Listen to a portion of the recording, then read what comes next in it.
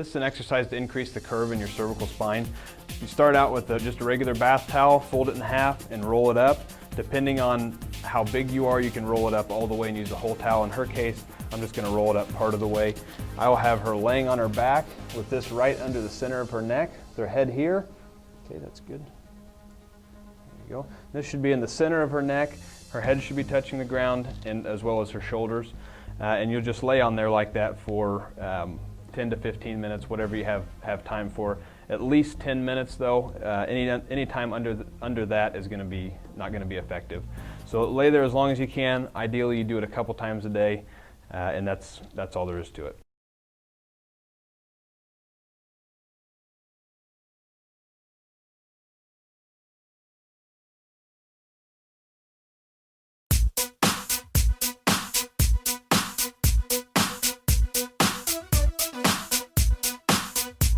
Okay, this is called a Brugger posture break. I'm going to have the patient sitting in a chair. You can do it at your desk. You can do it anywhere that you can sit down. I'll have her slide towards the edge of her chair, and with her knees bent at 90 degrees, I'm going to have her roll her shoulders out like this, palms facing forward, and stick her chest out. You want to think about your shoulder blades coming together in the center and then dropping down, so they'll come together like this and then down. Okay, and then now I'm going to have her tuck her chin. We're going to push it straight back like this, almost give yourself a double chin. We don't want you to, go ahead and relax. We don't want you bending forward this way. You want to look straight ahead and push it straight back. And she'll just hold it like that. I'll have her take a few deep breaths, breathing with her abdomen, not with her shoulders. Okay, just take a few deep breaths, and that's all it is. If you can hold it for 8, 10 seconds, whatever, eventually you want to be able to progress that up to 30 seconds, 45, a minute, whatever you can do. And I recommend doing this maybe once an hour, maybe once every half hour, depending on how long you're sitting at a desk or something. Okay, so go and relax.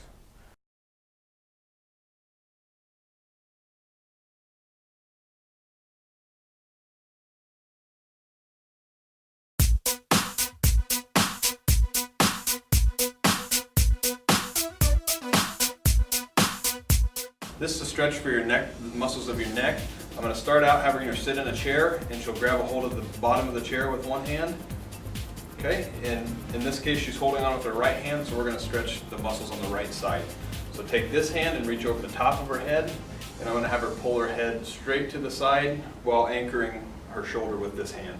Okay, so straight to the side, and you hold that 8, 10 seconds, whatever you can do. Just go until you're in range of motion. You don't want to go if it's hurting you. Just stop when you start to feel a good stretch. Okay, that's good, relax. Now I'll have her tip her head forward just a little bit. So she's tipping forward, and now she's going to also pull straight to the side while bending her head forward. That'll stretch more in the back of the neck. Okay, go ahead and relax. And now I'll have her tip her chin back just a little bit and then pull to the side. That'll stretch a little more in the front here. So there's 3 separate stretches for different parts of the neck. You can go ahead and relax. And then you repeat and do the opposite side.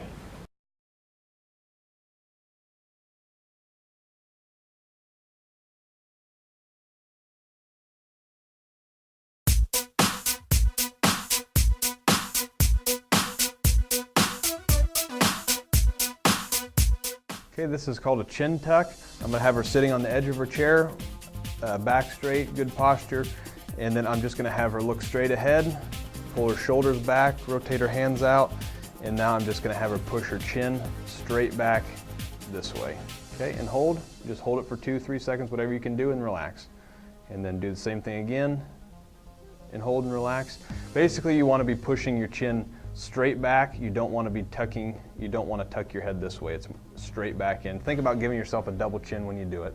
Okay, you can go ahead and relax. And you do that 8 to 10 reps, whatever you can handle, and then gradually increase.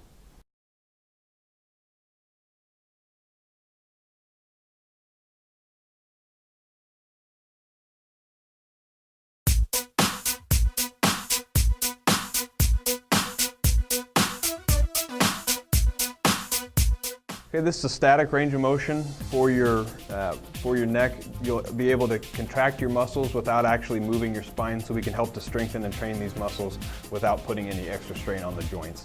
So I'm going to have her sitting in a chair, facing forward, back straight, shoulders back, and As a partner, I'm gonna come and put my hand on her forehead and have her press against me lightly. Okay, and you can hold that 8, 10 seconds, whatever. Do the same thing. I'll put my hand on the back of her head. We'll do the same thing. Put my hand on the side of her head and this way. So through all these ranges of motion, she's pushing against me, so she's contracting those muscles and strengthening those muscles without the actual range of motion. So she's not gonna be damaging any already damaged joints. She can do it by herself. If you've got a partner, that's great. But if you can do it by yourself, just take her hand, put it on her forehead, push against herself. Okay, put your hand on the back of your head, push against yourself on one side and then the other side. Okay, and you can do this as often as you need to. Ideally, you know, a couple times a day, but the whole time you want to make sure your spine is in a neutral position. If you have the opportunity to get in front of a mirror so you know you're not moving anything, that would probably be the best bet. But that's static range of motion for your neck.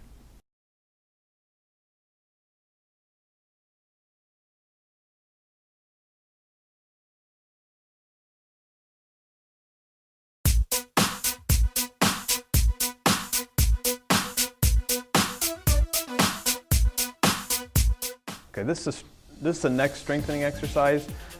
You need to find something like you know, you can use a roll of paper towels or a rolled up towel, or even a noodle for the pool. In this case, I have a foam football. Just anything about this size that's round that you can put against the wall.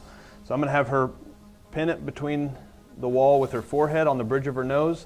I want her chin to be touching the wall. I want her chest to be touching the wall, and I want her chest to have the majority of her body weight. So she shouldn't have a lot of pressure up here on her head. So that's your starting position. Now I'm going to have her press her forehead into the ball to lift her chin away from the wall, okay? And back. And maybe not quite that's far enough. Okay, and relax. Okay, so the big thing here is to make sure her chest stays against the wall the entire time. When she pushes against the ball, just enough so your chin will come away from the wall. And again, keeping the majority of her body weight on her chest.